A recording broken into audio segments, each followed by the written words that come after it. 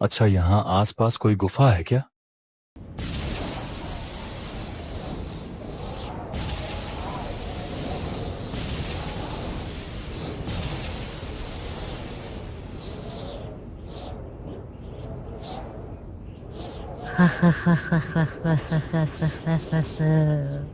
गुफा तो है, लेकिन वह सिर्फ एक गुफा नहीं बल्कि मौत का रास्ता है। उधर कभी जाने की भूल मत करना बेटी।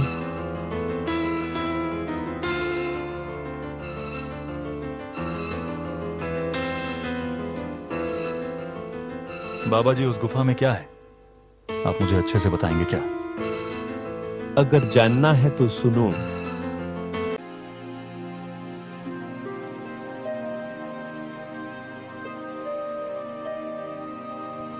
ये बात लखनपुर नामक एक छोटे से गांव का है।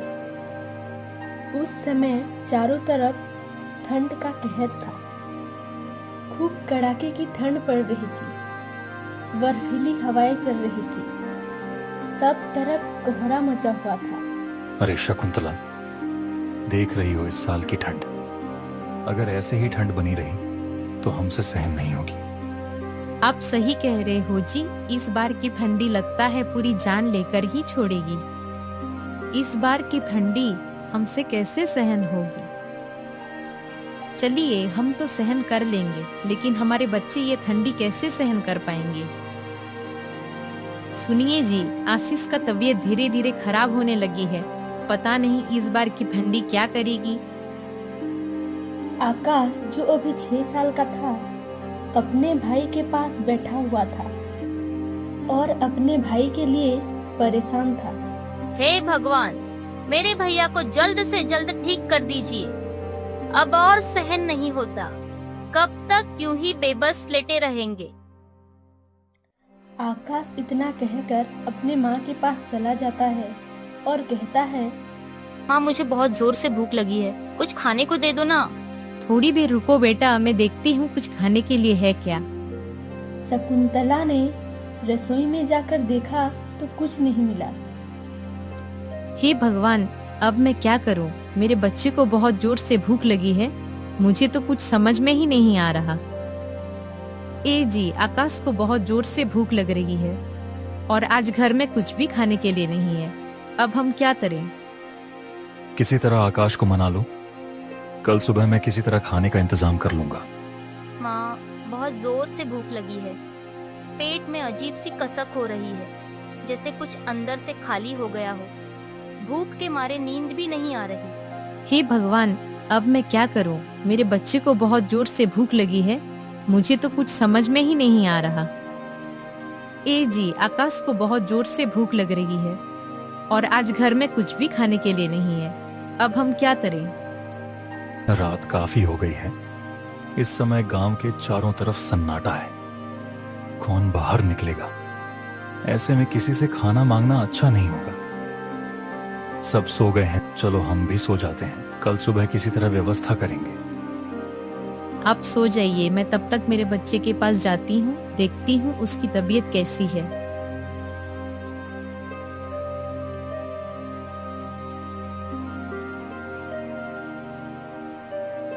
जब सभी लोग अपने घर के अंदर सोए हुए थे तो कुछ देर बीतने के बाद दरवाजे पे गोपाल को एक आहट सुनाई देती है।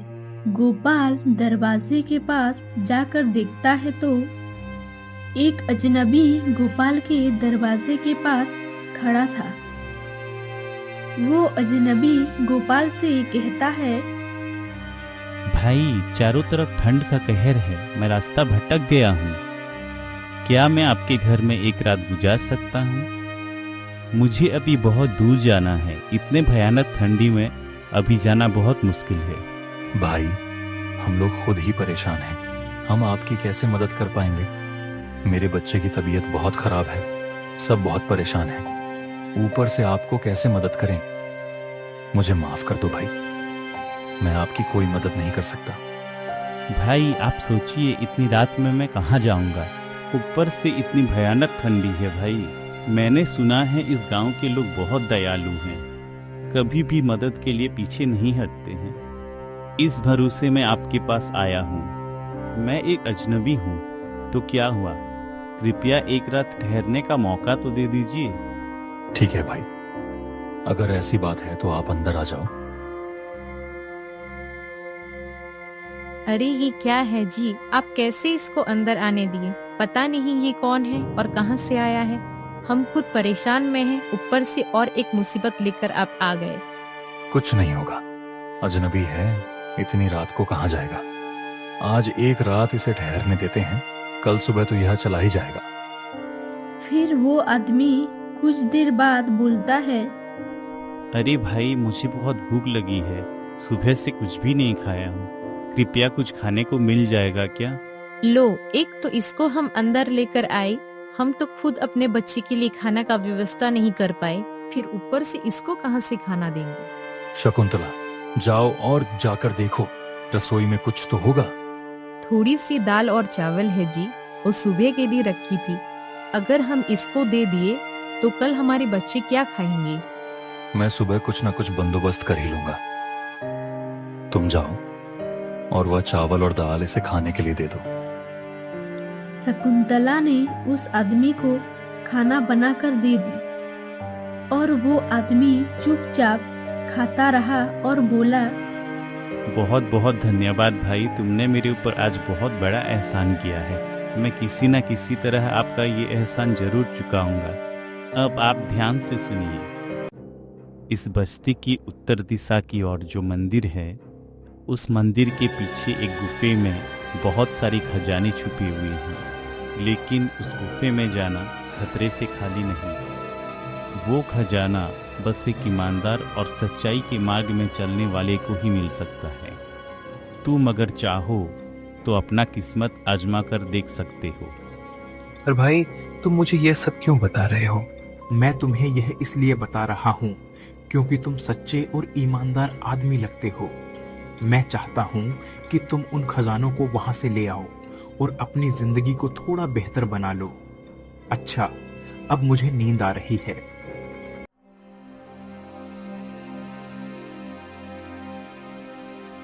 सुबह हो जाती है और वो आदमी गोपाल के घर से चला चुका था। शकुंतला, तुम्हें क्या लगता है, क्या वह आदमी सच कह रहा था या सिर्फ हमारे साथ मजाक करके चला गया? नहीं जी, मुझे तो उसकी बातों में जरा भी सच्चाई नजर नहीं आई। हो सकता है कि हमने उसे एक रात के लिए आश्रय दे दिया, इसलिए उसने ऐसा कह दिया हो। ठीक है शकुंतला, अब मैं चलता हूँ। घर बैठे तो कुछ नहीं होगा, देखता हूँ बाहर कोई काम मिल जाए। और कुछ देर बाद गोपाल काम के तलाश में निकल गया।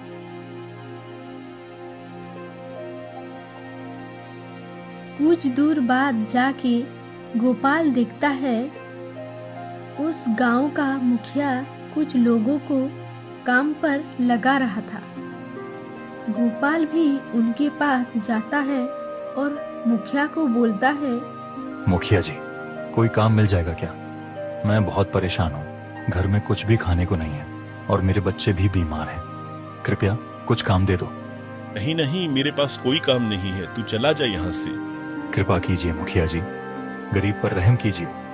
अरे भाई, मैं बोला ना, यहाँ तेरे लिए कोई काम नहीं है।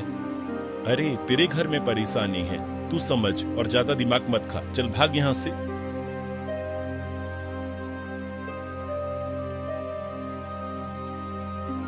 गोपाल ने कई जगह कोशिश की, लेकिन गोपाल को कोई काम नहीं मिला।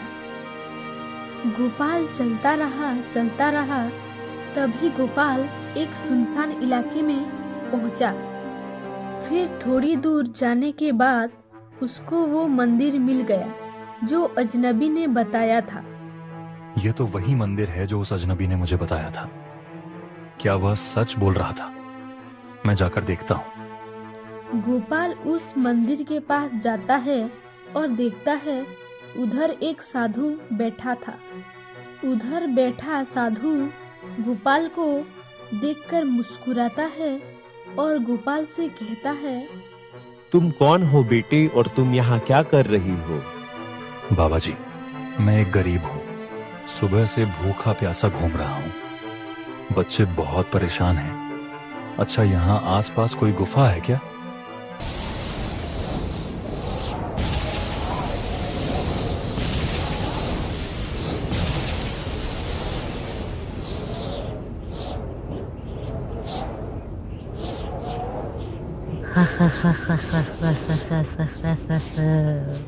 गुफा तो है, लेकिन वह सिर्फ एक गुफा नहीं बल्कि मौत का रास्ता है। उधर कभी जाने की भूल मत करना बेटी।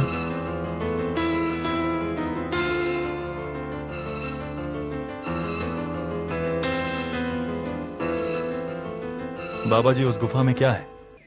आप मुझे अच्छे से बताएंगे क्या? अगर जानना है तो सुनो। कई साल पहले की बात है। यहाँ से एक सोने की व्यापारी निकल रहा था। उस समय कुछ बदमाश उसके ऊपर हमला करके उसकी खजाने को छीनने की कोशिश किए।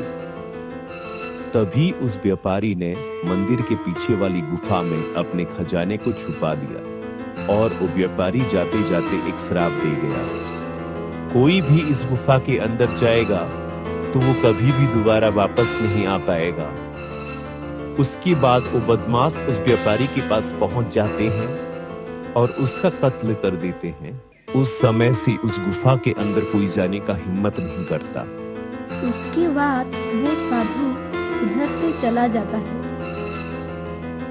हे भगवान, मुझे माफ कर देना। मैं उस गुफा के अंदर जा रहा हूँ। क्या फायदा इस जिंदगी का जब मैं अपनी पत्नी और बच्चों को भूख से तड़पता देखूं। मैं उस गुफा के अंदर जा रहा हूं।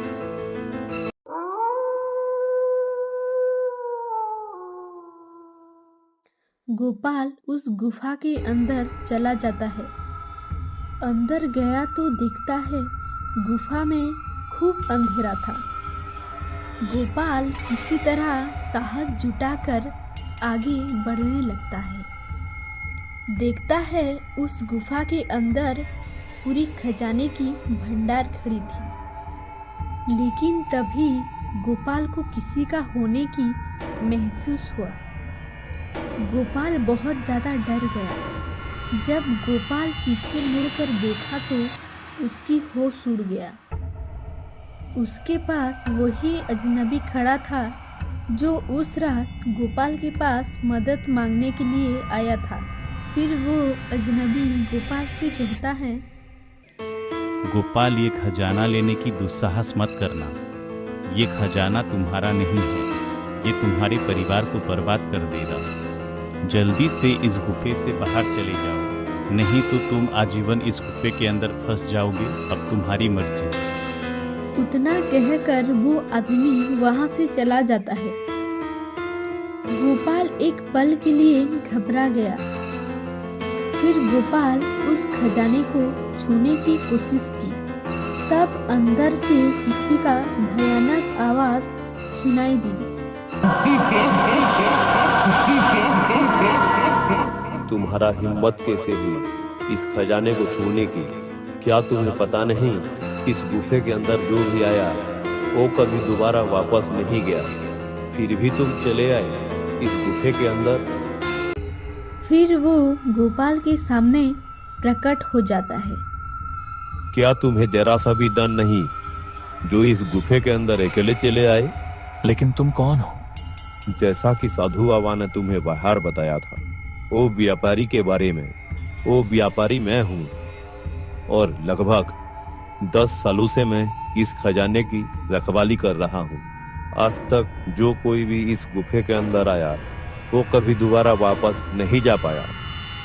अब तुम भी कभी वापस नहीं जा पाओगे। क्या बताएं हम आपको, घर में अन्न का एक निवाला भी नहीं है। ठंडी के कारण मेरे बड़े बेटे का तबीयत बहुत खराब है। अब आप ही बताइए मैं क्या करूं? क्या आप मेरी मदद नहीं करेंगे? तुम्हारी बातों में सच्चाई है, इसलिए मैं इस खजाने को तुम्हें दे रहा हूँ। हाँ, लेकिन एक बात याद रखना कि यदि तुमने इस खजाने का गलत इस्तेमाल किया तो तुम्हारे परिवार वालों के साथ अच्छा नहीं होगा। जो परेशानी तुम आज झेल रहे हो उससे दुगना परेशानी तुम्हें झेलना पड़ेगा। इसलिए तुम ये खजाने की सही इस्तेमाल करना। इतना कहकर वो आदमी वहाँ से गायब हो जाता है। हे भगवान, मैं ये खजाना अपने साथ ले जा रहा हूँ। मुझे ये खजाने की बहुत जरूरत है। फिर गोपाल उस खजाने को अपने साथ लेकर चला आता है। जैसे ही गोपाल घर पहुंचता है, देखता है उसके बेटे की तबीयत बहुत खराब है। गोपाल अपनी पत्नी से पूछता है, क्या हुआ मेरे बेटे को? आपके जाने के बाद से ही मेरे बच्चे की तबीयत और बिगड़ता गया। अच्छा हुआ आप आ गए। अब चलिए हम जल्दी से इसको हॉस्पिटल लेकर जाते हैं। जल्दी चलिए। ठीक है, मैं पैसे का बंदोबस्त करके आता हूँ। तुम मेरे बेटे का ख्याल रखना। गोपाल उस खजाने के पास जाता है जो गोपाल छुपा कर रखा था। हे भगवान, मुझे अब इसकी बहुत जरूरत है। उतना कहकर गोपाल उस खजाने में से 2 सोने के सिक्के उठाता है और गांव के मुखिया के पास जाता है। मुखिया जी, ये लीजिए कुछ सोने के सिक्के, इसके बदले कुछ पैसा दे दीजिए। अरे तेरे पास ये सोने के सिक्के कहाँ से आया भाई? ये मेरे दादाजी ने हमारे लिए भविष्य के लिए रखे थे। अब मुझे इसकी जरूरत पड़ गई है। यह लीजिए और इसके बदले कुछ पैसा दे दीजिए। गोपाल किसी तरह मुखिया को बातों में घुमाकर पैसे लेकर आता है और सोचता है, अरे वाह, बस 2 सोने के सिक्के का इतना पैसा, तो मेरे पास कितने सारे खजाने हैं, उसे बेचकर मुझे कितने पैसे मिलेंगे। इतना सोचने के बाद गोपाल घर पहुंचता है और अपने बच्चे को लेकर हॉस्पिटल चला जाता है। कुछ ही दिनों बाद गोपाल का बच्चा ठीक हो जाता है। उसके बाद गोपाल अपने परिवार को लेकर एक बंगले में जाता है। इतना बड़ा घर, ये हम कहाँ आ गए जी? आप मुझे साफ साफ बताइए, हमारे साथ क्या हो रहा है? तुम चिंता मत करो, अंदर चलो, सब बताता हूँ। आप मुझे सच सच बताइए, इतना बड़ा घर हमारे पास कहाँ से आ गया और इतने सारे पैसे आप कहाँ से लाए? ठीक है, अब मैं तुम्हें सारी बातें बताता हूँ। एक दिन हमारे घर पर एक अजनबी आया था और उसने खजाने की बात की थी। हमने उसकी बातों पर यकीन नहीं किया था, लेकिन जब मैं गुफा में जाकर देखा तो उसकी बातें सच थीं। वह खजाना मुझे मिल गया है और उसकी बदौलत हम इतने अमीर हो गए। लेकिन हाँ, हमें बाकी के पैसे का सही इस्तेमाल करना होगा, वरना हम और भी बड़ी मुसीबत में पड़ जाएंगे। आप सही बोल रहे हैं जी, भगवान ने हमारी सारी गरीबी दूर कर दी। अब हमें इन पैसों की इस्तेमाल सही से करना होगा।